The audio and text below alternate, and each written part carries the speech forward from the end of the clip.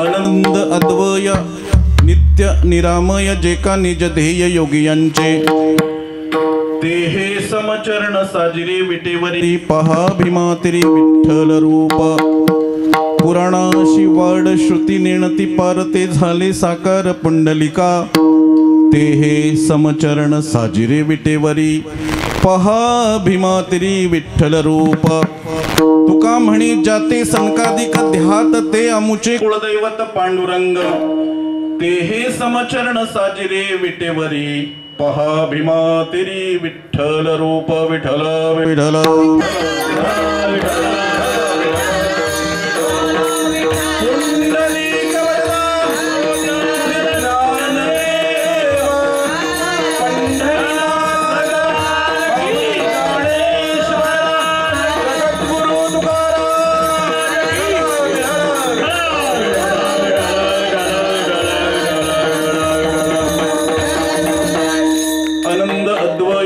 निरामय जे का निज ध्येय योगियांचे ते हे समचरण साजिरे विटेवरी पहा भीमातिरी विठ्ठल रूप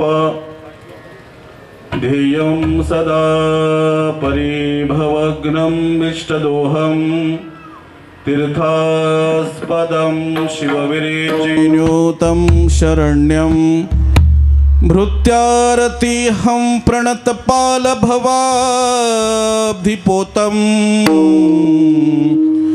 वंदे महापुरुषते चरणारविंदं सच्चिदानंद रूपाय विश्वोत्पत्त्यादि हेतवे तापत्रय विनाशाय श्रीकृष्णाय वयं नमः समचरण सरोजं सांद्र नीलांबुदाभं जघड निहित पाणी मंडन मंडनानां तरुण तुलसीमाला कंदरं कंजनेत्रं सदय धवलहासं विठ्ठलं चिंतयामि पांडुरंगाकारु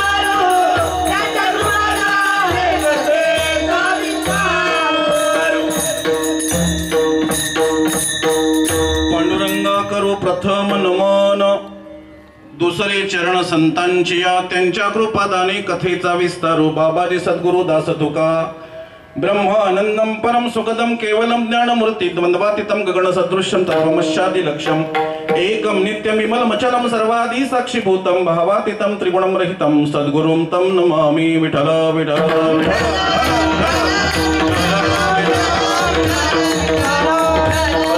अद्वय नित्य निरामय जे का निज ध्येय योगियांचे ते हे समचरण साजिरे विटेवरी पहा भीमातिरी विठ्ठल रूप अनंत गुण अनंत कला अनंत कृपानिधान भक्तवत्सल करुणावरुणालय अकारण कृपा कारण रुक्मिणी प्राण संजीवन अखिल जगदाधार आनंद कंद श्री पांडुरंग परमात्मा अंबा भगवती जगदंबा ऐश्वर्यवती आईसाहेब आनंद कंद रुक्मिणी माता ज्ञानियांचे राजे योग्यांची माऊली साधकांचे मायबाप कैवल्य साम्राज्य चक्रवर्ती महाराजा श्री संत ज्ञानेश्वर महाराज संत शिरोमणी वैराग्य शिरोमणी जगत वंदनीय जगद्गुरु श्री संत तुकाराम महाराज आदी कोण सकळ संत चेतनांच्या परमाशीम कृपेच्या वैभवानं अलंकृत होऊन सेवेकरिता निवडलेला अभंग वैराग्याचे महामेरू संत शिष्य तुकोबाराय यांचा चार चरणांचा सर्वांच्या परिचयाचा आणि या अभंगामध्ये भगवान परमात्म्याच्या स्वरूपाचं त्याचं तटस्थ लक्षणाचं या ठिकाणी या अभंगामध्ये त्या ठिकाणी परिणाम सांगतात. विठ्ठल विठ्ठल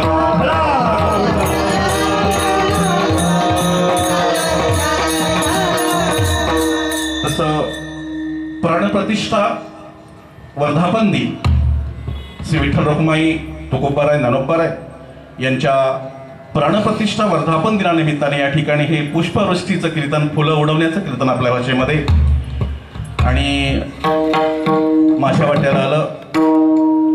या ठिकाणी श्री साधक सेवा मंडळ चॅरिटेबल ट्रस्ट विचुंबे ग्रामस्थ मंडळ विचुंबे परिसर आणि हरिभक्तीपरायण गोविंद बाबा यांच्या प्रेरणेने तसेच या ठिकाणी व्यासपीठ नेतृत्व यांच्याकडे आहे. हरिभक्तीपरायण मढवी महाराज या सर्वांच्या आशीर्वादाने या ठिकाणी हा संपन्न होत आहे. या ठिकाणी भिंगारकर बुवा यांच्या माध्यमातून तुम्हा सर्वांचं दर्शन सेवेकरता निवडलेला अभंग. या अभंगामध्ये तुकोबाराय आपल्या उपास्याचं पांडुरंगाचं पहिल्या कडव्यात स्वरूप लक्षण सांगत असताना दुसऱ्या कडव्यात तटस्थ लक्षण सांगून जातात. त्या भगवान परमात्म्याचं स्वरूप कसं आहे? तो आनंद स्वरूप आहे. आनंद हरे आनंद अद्वय नित्य निरामय चार विशेषण त्याकरता वापरली. तो भगवान परमात्मा आनंद स्वरूप आहे. तो भगवान परमात्मा अद्वय आहे. तो भगवान परमात्मा नित्य आहे आणि तो भगवान परमात्मा निरामय आहे. आनंद अद्वय नित्य निरामय की जो योग्यांच्या ध्यानात असणारा असा परमात्मा त्याचं हे पहिल्या कडव्यामध्ये स्वरूप लक्षण सांगितलं. त्याचं स्वरूप काय आहे आणि दुसऱ्या कडव्यामध्ये त्याचं तटस्थ लक्ष सांगून जातात. ते हे समचरण साजिरे विटेवरी पहा भीमा तरी विठ्ठल रूप. त्या भीमाच्या तीरावर विठ्ठल रूपानं जे विटेवरती आणि कटेवरती कर ठेवून जे उभं आहे ते हे समचरण साजिर विटेवरी पहा भीमा तरी विठ्ठल रूप असं या अभंगामध्ये पहिल्या कडव्यामध्ये या ठिकाणी त्या भगवान परमात्म्याचं स्वरूपाचं वर्णन केलं. विठ्ठल विठ्ठल विठ्ठल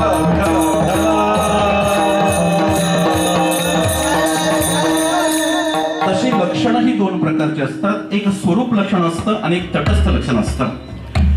ज्या लक्षणामध्ये कधीच बदल होत नाही आणि जे इंद्रियांना अगोचर असतं, सोप्या भाषेमध्ये जे आपल्या इंद्रियांना गोचर होतं, अगदी सोपं सांगतो, जे डोळ्यांना दिसत नाही ते स्वरूप लक्षण असतं.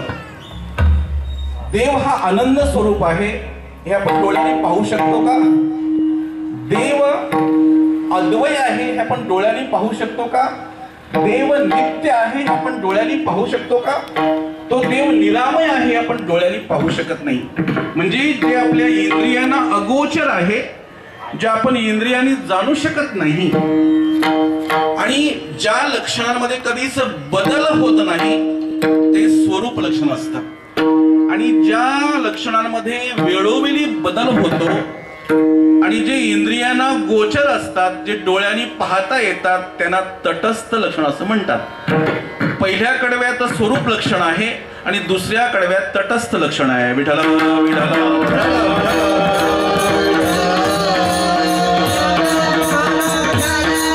एखादी वस्तू सिद्ध करण्याकरता त्याचं लक्षण महत्वाचं असतं. लक्षण प्रमाणाभ्याम वस्तू सिद्धी.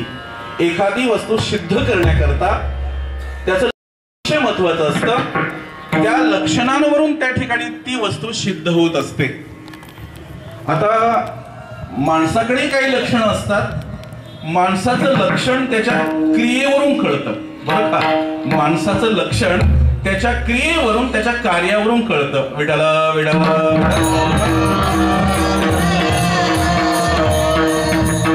चला, सिद्धांताला तशी मोजकीच माणसं आहेत. सिद्धांताला दृष्टांत सांगून जातो. मला वाटतं 22 टाळकरी असतील. विठ्ठल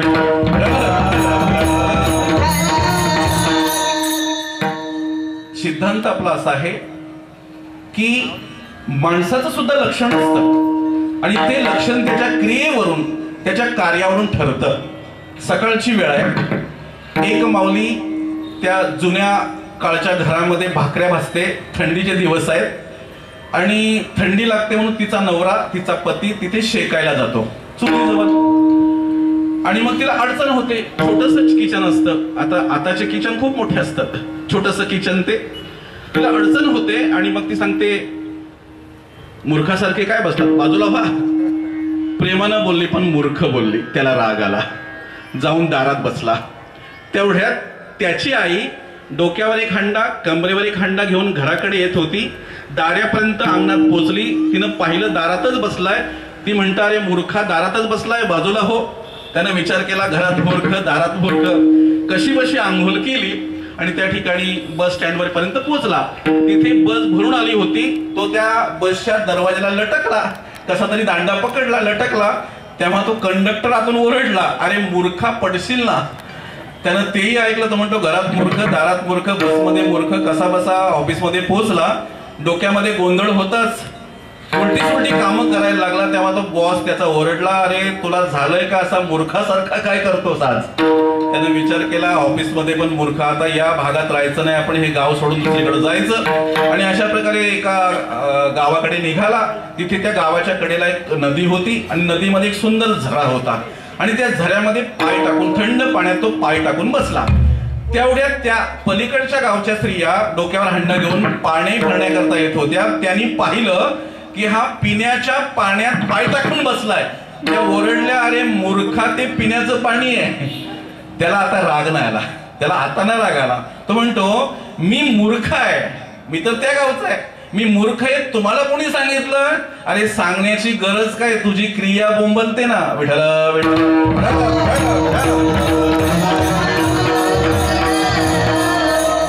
माणसाचं लक्षण त्याच्या क्रियेवरून कळतं. त्यानं मूर्खपणाची क्रिया केली. मूर्खपणाच्या लक्षणामध्ये तो बसला. तसं माणसाचं लक्षण जसं क्रियेवरून तसं या ठिकाणी या अभंगामध्ये भगवान परमात्म्याचं आपण ज्याची उपासना करतो ज्या सोपं सांगतो आपण ज्या देवाची भक्ती करतो त्या देवाचं स्वरूप काय त्याच्या स्वरूपाचं ज्ञान असणं गरजेचं आहे. आणि त्या स्वरूपाचं ते स्वरूपाच्या अभंगाच्या पहिल्या कडव्यात सांगतात आनंद अद्वय नित्य निरामय जे का निज ध्येय योगियांचे. बरं हे लक्षण करत असताना भगवान परमात्म्याच्या स्वरूपाचं लक्षण करत असताना शास्त्र सांगतं की ते काही दोषांनी रहित असावं लागतं. अव्याप्ती अतिव्याप्ती आणि असंभव. काही शब्द हे कडू वाटतील कानाला पण सांगतो ते ह्या दोषांनी रहित असावे लागतात. कारण या ठिकाणी ऐकणारे मढवी महाराज आहेत थोडंसं सांगायला पाहिजे.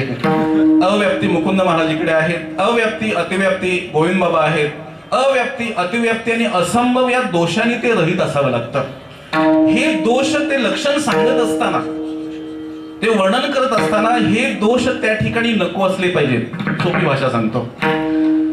अव्याप्ती अतिव्याप्ती आणि असंभव.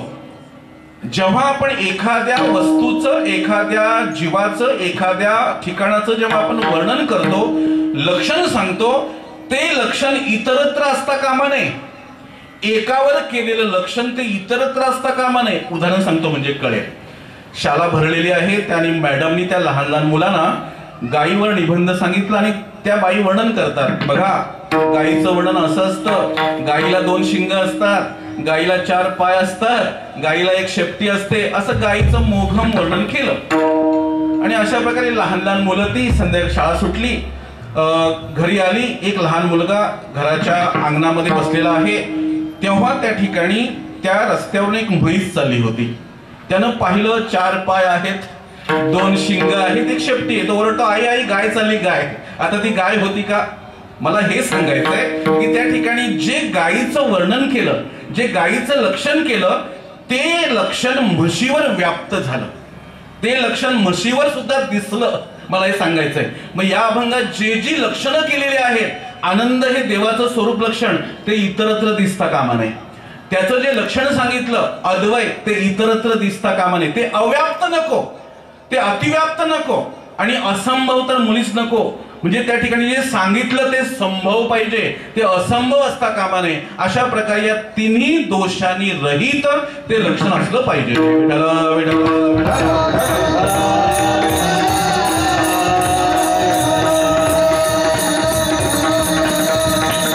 आणि म्हणून ते स्वरूप लक्षण सांगत असताना अगदी 4 विशेषणं सांगितली त्या अभंगाच्या पहिल्या कडव्यात.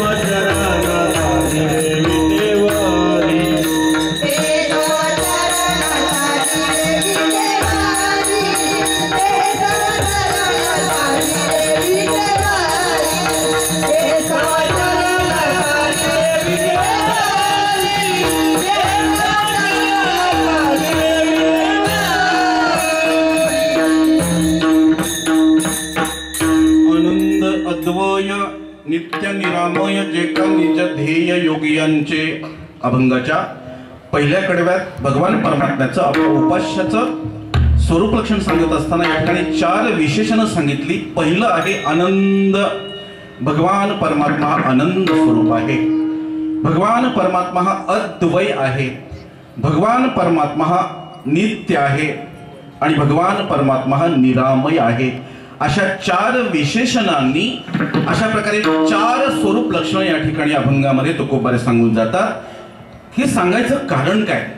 कारण या ठिकाणी भगवान परमात्म्याची भक्ती करत असताना केवळ भक्तीनं त्या ठिकाणी त्या प्रभू परमात्म्याचं स्वरूप ज्ञान होत नसतं. केवळ भक्तीनं त्या प्रभू परमात्म्याचं स्वरूप ज्ञान होत नसतं. त्याच्या स्वरूपाचं ज्ञान झाल्यानंतर खऱ्या अर्थाने त्याची प्राप्ती आहे. कारण या ठिकाणी अनेकांनी भक्ती केली. अनेक उदाहरणं सांगता येतील. संत नामदेव महाराज ज्यांच्याकडे रोज जे नाही का देवाला दूध पाजायचे, देवाला नैवेद्य खाऊ घालायचे, एवढा अधिकार असताना देवाशी ते बोलायचे, तरी सुद्धा त्यांच्याकडे भक्ती आहे पण भगवान परमात्म्याच्या स्वरूपाचं ज्ञान नव्हतं. आणि म्हणून त्यांना त्या ठिकाणी तिकडे पाठवावं लागलं, वेसोबा क्षेत्रांकडे पाठवावं लागलं. आणि त्या गुरूंची भेट झाल्यानंतर खऱ्या अर्थाने त्या ठिकाणी भगवान परमात्म्याच्या स्वरूपाचं ज्ञान झालं. दादू पिंजारे एक महान भगवत भक्त. अनेक उदाहरणं सांगता येतील. त्या ठिकाणी दादू पिंजारे एक महान भगवत भक्त की ज्यांच्याकडे रोज भगवान परमात्मा घरी यायचे आणि त्या भगवान परमात्म्याचे दादू पिंजारे त्यांचे हातपाय दाबायचे. काकड आरतीमध्ये त्यांचं एक प्रमाण आलेलं आहे दादू पिंजारे. आणि अशा प्रकारे पण काय झालं, रोज देव यायचे, त्यांचे हातपाय दाबायचे, पण ते लोकांना सांगायचे की देव माझ्या घरी येतो, मी रोज देवाचे हातपाय दाबतो. जसं एखाद्या सत्तामध्ये दान करायचं आणि लोकांना ओरडून ओरडून सांगायचं, ते पुण्य त्या ठिकाणी पुण्य कमी होतं.